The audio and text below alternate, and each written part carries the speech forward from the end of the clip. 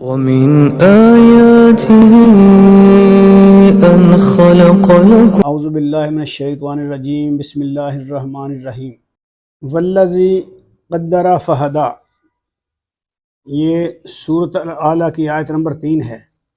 اس کا ترجمہ ہے جس نے تقدیر بنائی اور پھر راہ دکھائی۔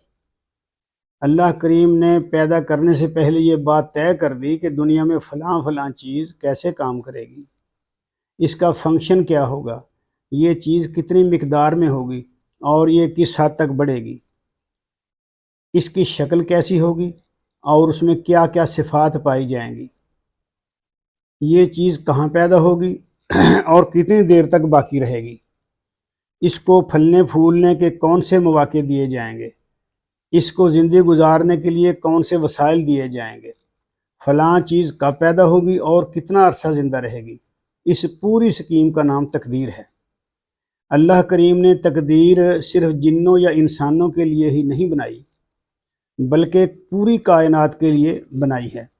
یہ تقدیر تمام مخلوقات، انسان، جنات، شجر و حجر، نباتات، سمندر، پہاڑ، غرضے کے ساری کائنات پر مشتمل ہے، اور یہ ساری کائنات اللہ کریم کے اس پیشگی بتائے ہوئے پورے منصوبے کے مطابق چل رہی ہے۔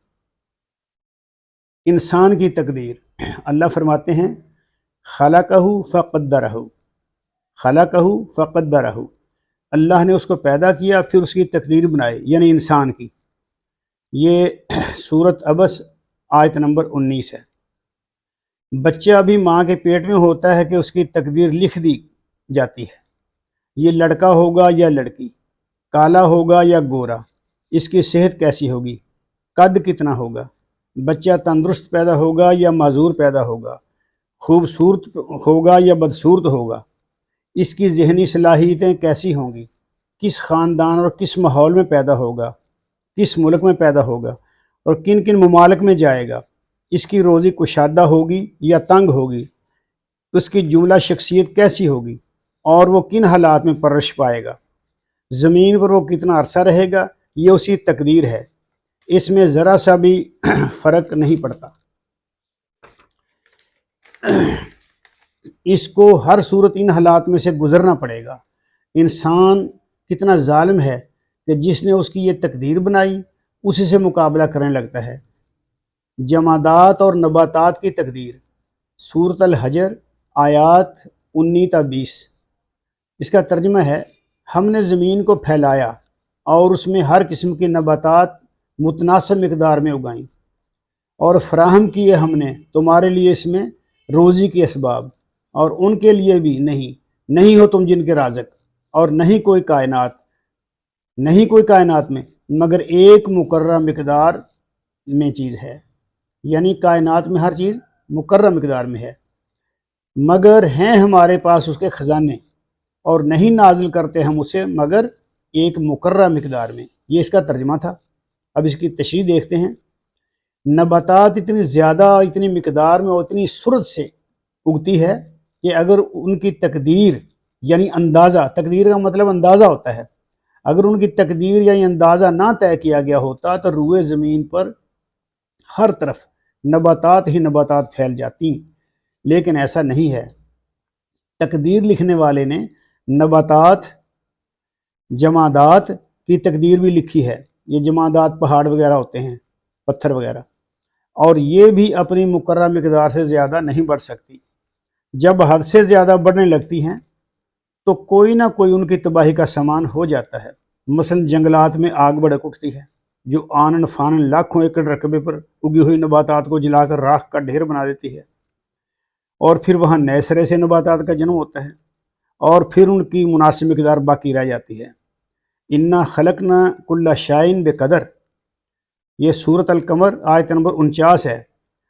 ترجمہ ہے ہم نے ہر چیز ایک تقدیر کے ساتھ پیدا کی ہے۔ ہر چیز کی ایک تقدیر ہے جس کے مطابق وہ پیدا ہوتی ہے، پھلتی پھولتی ہے، ایک خاص حد تک بڑھتی ہے اور اس سے آگے نہیں جا سکتی، ایک خاص وقت پر بنتی ہے اور خاص وقت پر ختم ہو جاتی ہے۔ اسی طرح اس دنیا کی بھی ایک تقدیر ہے، اور یہ بھی ایک خاص وقت پر ختم ہو جائے گی۔ ہم لوگ جو اس چیز سے ناواقف ہیں یا غور کرنا ہی نہیں چاہتے، فضول چیزوں پر لڑتے جھگڑتے رہتے ہیں، فتنہ و فساد اور فتنہ پردازیاں کرتے ہیں، جاہ و حشمت کے لیے ہر وقت کوشاں رہتے ہیں۔ اس دنیا میں ہم بھی ایک تقدیر لے کر آئے ہیں۔ اللہ کریم فرماتے ہیں والذی قدر فہدی، اس کا مطلب ہے کہ وہ کہ جس نے تقدیر لکھی پھر راہ دکھائی، یعنی انسان کو اللہ نے راہ بھی دکھائی۔ اس کا مطلب ہے کہ اس نے ہماری تقدیر لکھی ہے تو پھر ہمیں راستہ بھی بتا دیا ہے کہ اس راستے پر چلو گے تو کامیاب ہو جاؤ گے۔ اللہ تعالیٰ کو علم ہے کہ کتنی مخلوق میری بات کو مان کر کامیاب ہوگی اور کتنی مخلوق بات نہ مان کر ناکام ہوگی۔ اللہ کریم نے انسان کو ارادے اور عمل کی خود مختاری عطا کی ہے، چاہے وہ اچھا راستہ اپنا لے یا غلط راستہ اختیار کر لے۔ اللہ تعالیٰ نے انسان کو پیدا کر کے بے یار و مددگار نہیں چھوڑ دیا، پیغمبر بھیج کر ان کو کامیاب ہونے کا راستہ دکھایا۔ کوئی شخص یہ نہیں کہہ سکتا کہ مجھے تو پتہ ہی نہ چل سکا۔ اللہ تعالیٰ نے پیغمبر بھیجے اور حجت پوری کی تاکہ کوئی یہ نہ کہہ سکے کہ اللہ کریم مجھ تک تو تیرا پیغام ہی نہیں پہنچا تھا، میں تو بے قصور ہوں۔ اس لیے اللہ نے دنیا پیغمبر بھیجے جنہوں نے اللہ کے ارشادات، اللہ کے احکام لوگوں کو سنائے، تاکہ کل کو کوئی یہ بہانہ نہ بنا سکے کہ میرے پاس تو مجھ تک تو پیغام ہی نہیں پہنچا۔